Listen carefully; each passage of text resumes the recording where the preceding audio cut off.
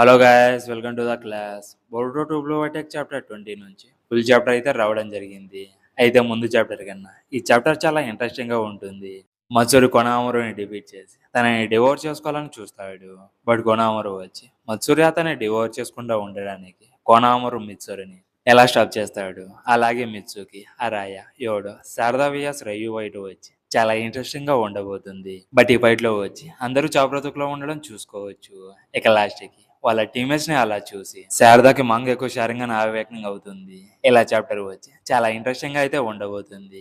ఇక చాప్టర్ ని ఎక్స్ప్లెయిన్ చేసే ముందు ఆ చాప్టర్ లో ఏం జరిగిందో తెలుసుకుందాము. మత్సూరు కొనామరు చానానే పిలిస్తే అలా పిలవద్దని చెప్తాడు. దానివల్ల ఇద్దరు ఫైట్ చేసుకోవడం స్టార్ట్ చేస్తారు.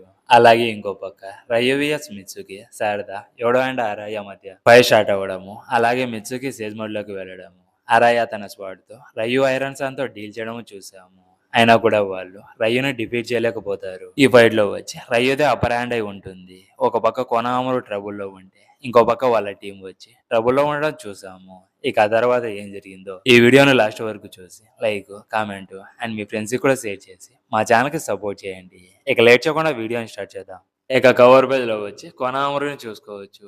అలాగే ఈ చాప్టర్ యొక్క టైటిల్ నేమ్ వచ్చి బికాస్ ఆఫ్ లవ్. ఇక ఫస్ట్ పేజ్ లో చూసుకుంటే కొనామరు మత్సురితో ఫైట్ చేస్తూ గట్టిగా అరుస్తాడు. దానికి మత్సురి వచ్చి నువ్వు చాలా నాయిస్ ని చేస్తున్నావు. ఒకవేళ నేను నీ మెడని బ్రేక్ చేస్తే అప్పుడన్నా సైలెంట్ గా ఏం మాట్లాడకుండా ఉంటావా, లేదా నేను నిన్ను స్లోగా డివోర్స్ చేసుకున్నంత వరకు అలానే మాట్లాడుతూ ఉంటావా అని ఈ రెండిట్లో ఒక ఆప్షన్ ని చూస్ చేసుకోమని కొనామరుకే ఛాన్స్ ని ఇస్తుంది.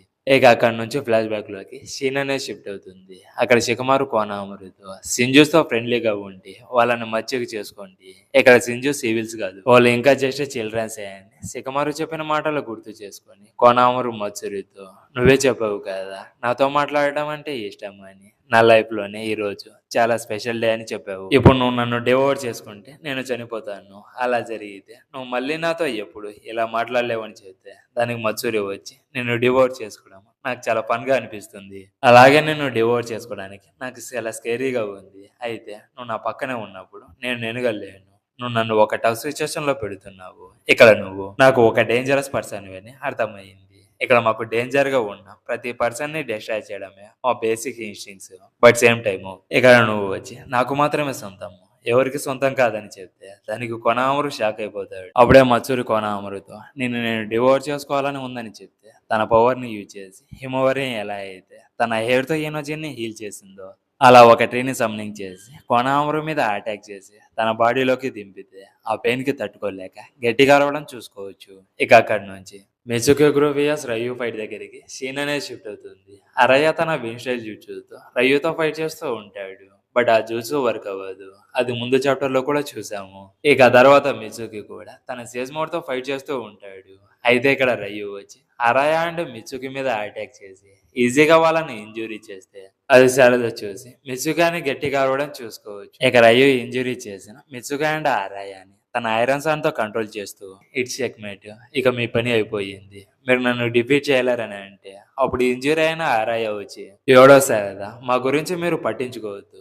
ఇక్కడి నుంచి పారిపోండి అని చెప్తే దానికి రయ్యు వచ్చి ఈడియస్ లాగా ఆలోచించొద్దు, అంత ఈజీగా నేను మిమ్మల్ని ఎస్కేప్ కానివ్వను. బట్ ఇక్కడ మిమ్మల్ని చంపడం వల్ల నాకు యూజ్ ఏమీ లేదు. అయితే ఓ చూసుకే బొరుటో ఎక్కడ ఉన్నాడో చెప్పు, లేదా బొరుటోకి సమ్మన్ హెల్ప్ చేస్తున్నా ఆ అజ్ఞాతవాసి ఫ్రెండ్ వచ్చి ఎవరు, అలాగే వాళ్ళ ఇద్దరిలో ఒకరు ఎక్కడ ఉన్నారని చెప్తే సరే, లేదా వాళ్ళ వీక్నెస్ ని రివీల్ చేసినా ఓకే. ఇన్ఫాక్ట్ వాళ్ళ గురించి ఏం ఇన్ఫర్మేషన్ తెలిసినా కూడా నాకు రివీల్ చేస్తే మిమ్మల్ని ఖచ్చితంగా వదిలేస్తానని చెప్తే దానికి మత్సుకి వచ్చి ఇది జస్ట్ ఒక ట్రాప్, ఇక్కడ అతను వచ్చి అందరినీ చంపేయాలని చూస్తున్నాడు, ఇక్కడ నుంచి ఎస్కేప్ అయిపోండి అని చెప్తే అప్పుడే రయ్యు వచ్చి ఇలా ఎవరు చేస్తారు, అయినా నన్ను ఫస్ట్ మోసం చేసింది నువ్వే కదా అని అంటే నువ్వు నేను ఒకట, నన్ను నీతో అస్సలు కంపేర్ చేసుకోవద్దని చెప్తాడు. ఇక పక్కనే ఉన్న ఏడో వచ్చి శారదాతో బొరుటో ఎక్కడ ఉన్నాడు, తన గురించి ఏమైనా తెలిస్తే ఇప్పుడే చెప్పేయి, లేదంటే రయ్యు వచ్చి ఇక్కడ ఉన్న అందరినీ చంపేస్తాడని అంటే నువ్వు ఈడియట్ లాగా ఉన్నావే, అతని మాటల్ని బిలీవ్ చేస్తున్నావా, అతని ట్రాప్ లో పడొద్దని చెప్తే ఇక్కడ నువ్వు ఏం చెప్పాలని ట్రై చేస్తున్నావు, రయ్యు మనల్ని చంపేంత వరకు ఇక్కడే వెయిట్ చేయమని చెప్తున్నావా అని అంటే నేను బ్రతకడం కోసం నా ఫ్రెండ్స్ ని ఇలా వదిలేసి వెళ్ళడము నాకు ఇష్టం లేదని అంటుంది. అప్పుడే సుమేరి శారదాతో చెప్పిన మాటల్ని గుర్తు చేసుకొని అది నీకంటే నాకే బాగా తెలుసు అని చెప్తుంది. దానికి యోడో వచ్చి అయితే ఇక్కడ నువ్వు ఒక ట్రైటర్ కి ఎందుకు హెల్ప్ చేయాలని చూస్తున్నావో ఇప్పుడు నాకు అర్థమైంది. అతనికి ప్రపంచమంతా ఎనిమీస్ అయితే అతనికి నువ్వు ఒకనివే సపోర్ట్ లాగా ఉండాలని చూస్తున్నావు. అయితే నీకు ఇక్కడ బరుటో ఎలానో నాకు కూడా సింక్ చేయాలని అంటుంది. అప్పుడు రయ్యు వచ్చి ఇప్పుడు మీరేం డిసైడ్ అయ్యారు, అందరినీ కిల్ చేయమంటారని అంటే దానికి యోడో వచ్చి మా దగ్గర బరుటో గురించి ఏం ఇన్ఫర్మేషన్ కూడా లేదు. అయితే హరాయా అండ్ మిత్సుకి బదులుగా నన్ను తీసుకొని వెళ్ళు. నా సెన్సరీ అబిలిటీస్ వచ్చి మీకు యూజ్ అవుతాయి. అలానే నేను మీకు ఫుల్ గా కోఆపరేట్ చేస్తానని చెప్తే ఆ మాటలకి శారదా అండ్ ఆరాయ వచ్చి షాక్ అయిపోతారు. బట్ యోడో వచ్చి మీకు ఇక్కడ కావాల్సింది ఇన్ఫర్మేషన్ అయితే దానికి నేను హెల్ప్ చేస్తానని చెప్తుంది. ఇక అక్కడి నుంచి కొనామరు దగ్గరికి సీన్ అనేది షిఫ్ట్ అవుతుంది. ఇక్కడ మిత్సూరి కొనామరుని యాడ్ చేయడం వల్ల అతని ఐస్ నుంచి సంథింగ్ బయటకు రావడం ఫీల్ అవుతుంది. అవి ఏంటో కాదు, కన్నీళ్లు. అప్పుడే కొనామరు వచ్చి మత్సూరి అని పిలిస్తే నా హార్ట్ వచ్చి చాలా బరువు అయిపోయింది. అతను జస్ట్ నా పేరును మాత్రమే పిలిచాడు. అయితే నా ఐస్ నుంచి వచ్చేటివి ఏంటని అనుకుంటే అప్పుడు కొనామరు వచ్చి ఎందుకని నా కోసం ఏడుస్తున్నావు? బికాజ్ నన్ను డివోర్స్ చేసుకోవడానికి నీకు మనసు రావడం లేదు, అందుకే నువ్వు ఏడుస్తున్నావని అంటాడు. ఇక అక్కడి నుంచి సింజు సైడ్ అవుట్ లోకి షీన్ అనేది షిఫ్ట్ అవుతుంది. అయితే అక్కడ ఇట్లా ఏం జరుగుతుందో జూరా అంతా చూస్తాడు. వాళ్ళ ఇద్దరి మధ్య ఉన్న ఎమోషన్ అండ్ లవ్ ని చూసి తట్టుకోలేక ఏడుస్తూ ఉండడం చూసుకోవచ్చు. అయితే అది ఎడారి చూసి జూరా ఎందుకని ఏడుస్తున్నాడో అర్థం కాదు. అంటే ఇక్కడ ఓన్లీ జూరాకి మాత్రమే తన దగ్గర ఉన్న ఒక పవర్ తో ఆ ఫైట్ లో ఏం జరుగుతుందో చూస్తున్నాడు. అంటే పవర్ వచ్చి సింజూస్ లో ఎవరికి కూడా లేదు ఎక్సెప్ట్ జూరాకి తప్ప అని అనుకుంటా. ఇక చాప్టర్ లోకి వస్తే ఇంకో పక్క మత్సూరి వచ్చి ఇవి కన్నీళ్ళ, ఇక్కడ నాకేం జరుగుతుందని అడిగితే మసూరి నేను నిన్ను ఒక ఫేవర్ని అడుగుతున్నా, నా ఆంటీని పట్టుకుంటావా అని అంటే అది విని షాక్ అయిపోతుంది. అయితే దానికి కొనామరు వచ్చి ఇద్దరి మధ్య ఒక స్పెషల్ రిలేషన్షిప్ వచ్చి ఇలానే స్టార్ట్ అవుతుంది, ఇలానే మన రిలేషన్షిప్ ఫ్యూచర్ లో ముందుకు వెళ్తుందని చెప్తాడు. ఇక్కడ కొనామరు మాటలు విని తన కళ్ళలోకి చూస్తూ హ్యాండ్ని పట్టుకొని నీ హ్యాండ్స్ చాలా వార్మ్ గా ఉన్నాయని అంటుంది. ఇక్కడ తన అమాయకమైన ఫేస్ ని చూసి తన మీద అటాక్ చేయలేకపోతాడు. అప్పుడే సికమారు ముందు చెప్పిన మాటల్ని గుర్తు చేసుకుంటాడు. సికమారు కొనామరుతో నీ హార్ట్ ఎప్పుడు కొట్టుకోలేదా? సింజూస్ ని నీ ఎనిమీ లాగా అనుకొని నీ హార్ట్ని హార్ట్లెస్ గా చేసుకొని నీ ఎనిమీస్ ని ఫినిష్ చెయ్యి. అంతవరకు నువ్వు చాలా ఫోకస్ గా అలర్ట్ గా ఉండమని చెప్పిన మాటలు గుర్తు చేసుకుంటాడు. ఇక కొనామరు ఫైనల్లీ 2 జైంట్ రసంగాన్ని తన హ్యాండిల్ లో క్రియేట్ చేసుకొని మత్సూరి మీద అటాక్ చేస్తాడు. అలా చేసినందుకు మత్సూరి హార్ట్ బ్రేక్ అయిపోయి ఏడుస్తూ కొనామరు చాలా అంటుంది. ఇంకో పక్క జూరా సంథింగ్ స్ట్రేంజ్ గా ఫీల్ అయ్యి అక్కడ మత్సూరి కొనామరుని డివోర్స్ చేసుకోవడంలో హెసిటేట్ అవుతుంది. బికాజ్ ఆఫ్ లవ్ ఇప్పుడు మోసం వల్ల కొనామరు నుంచి ఒక పెయిన్ఫుల్ కౌంటర్ అటాక్ తో మత్సూరి సఫరింగ్ అవబోతుంది. అయితే ఆ లవ్ వల్ల కొనామరు కూడా మత్సూరి మీద అటాక్ చేయడానికి హెసిటేట్ అవుతున్నాడు. దానివల్ల కొనామరు మత్సూరిని ఫినిష్ చేయడంలో ఫెయిల్ అయిపోయాడని చెప్తాడు. అయితే జురా అలా ఎందుకన్నాడు నెక్స్ట్ వన్ లో చూస్తే మీకే అర్థమవుతుంది. ఇక్కడ మత్సూరి వచ్చే సమూహం జైంట్ రసంగా నుంచి ఎస్కేప్ అయ్యి కొనామరుని ఇంజూర్ చేయడం చూసుకోవచ్చు. ఇక అక్కడ నుంచి రయు దగ్గరికి షీన్ అనే షిఫ్ట్ అవుతుంది. ఇక్కడ యోడోని రయు వెన్నుపోటు పొడిచి నేను దాన్ని రిఫ్యూజ్ చేస్తున్నా, ఇక్కడ ఆర్డర్ చేస్తే నేను చేయాలి, నువ్వు కాదని చెప్తాడు. అది శారదా చూసి హ్యాంగింగ్ దేర్ యోడో నీకేమి కాదని చెప్తుంది. అలాగే రయు యోడోని ఇంజూరీ చేయడం వల్ల ఆర్యాక రయు మీద చాలా కోపం వచ్చి ఈ బాషాడని గట్టిగా అరుస్తాడు. అప్పుడే యోడో శారదాతో నాకు తెలిసి ఈ వార్ వర్క్ అవ్వదు అనుకుంటా, ఇట్స్ ఓకే, నేను ఇంకా బ్రతకనని నాకు కూడా తెలుసని చెప్తుంది. అప్పుడే రయ్యు వచ్చి ఒకరు డౌన్ అయిపోయారు.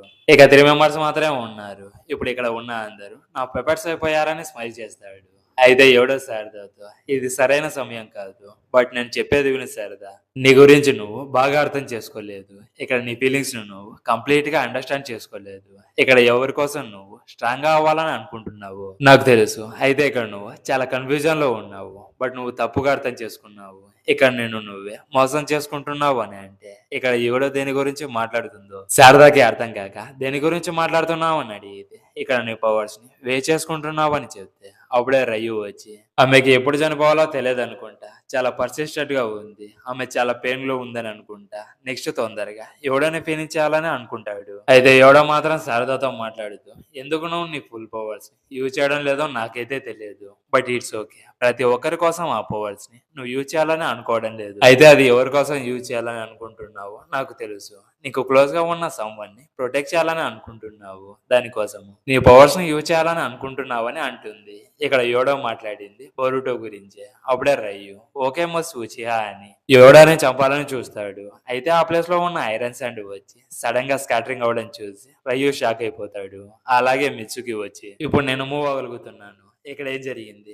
ఐరన్ శాండ్ మొత్తం ఒక ప్లేస్ లోకి గ్యాదర్ అవుతుంది. నో కాదు, ఈ ఐరన్ శాండ్ ని వచ్చి శారదాయే అబ్జర్వ్ చేస్తుంది. అది మాంగేకు శారంగానే కదా అని శారద మాంగేకు శారంగానే యాక్టివేట్ చేయడం చూసి మిత్సుకి సర్ప్రైజ్ అయిపోతాడు. బట్ నేను వచ్చి అది మాంగేకు శారంగాన్ కాదని అనుకున్నా. అయితే నేను అనుకున్నది తప్పు. అది మాంగేకు శారంగానే. అయితే ఈ మాంగేకు శారంగాన్ వచ్చి ముందు శారంగాన్ కన్నా అడ్వాన్స్డ్ శారంగానా లేదా అని తెలుసుకోవాలని చాలా ఇంట్రెస్టింగ్ గా ఉంది. ఒక పక్క కొనామరు వచ్చి చావు బ్రతుకులో ఉన్నాడు. ఇంకో పక్క మిత్సుకి యోడా అండ్ అరాయా వచ్చి ఇంజురీస్ తో టఫ్ సిచ్యుయేషన్ లో ఉన్నారు.